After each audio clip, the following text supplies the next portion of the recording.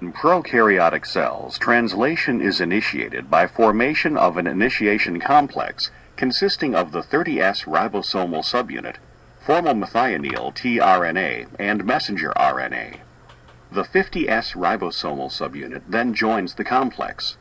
Proteins called initiation factors are also involved, but are not shown. The 70S ribosome has two sites to which transfer RNA-carrying amino acids can bind. One is called the peptidyl, or P site, and the other is called the acceptor, or A site.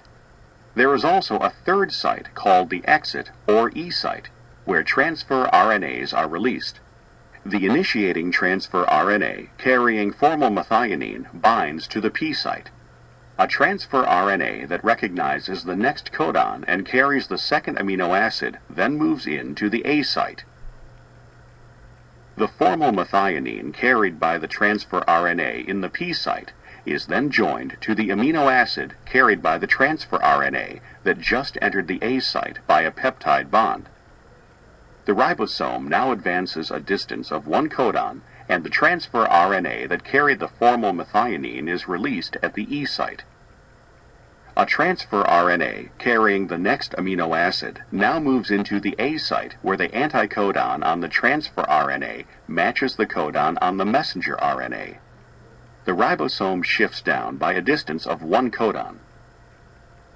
As the shift occurs, the two amino acids on the transfer RNA in the P site are transferred to the new amino acid, and the second transfer RNA is released from the E site. The ribosome continues to move along the messenger RNA, and new amino acids are added to the growing polypeptide chain.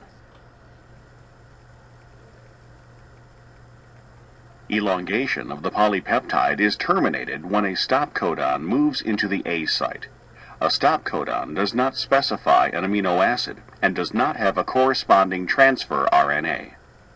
The ribosome dissociates into the 30S and 50S subunits, and the messenger RNA and protein are released.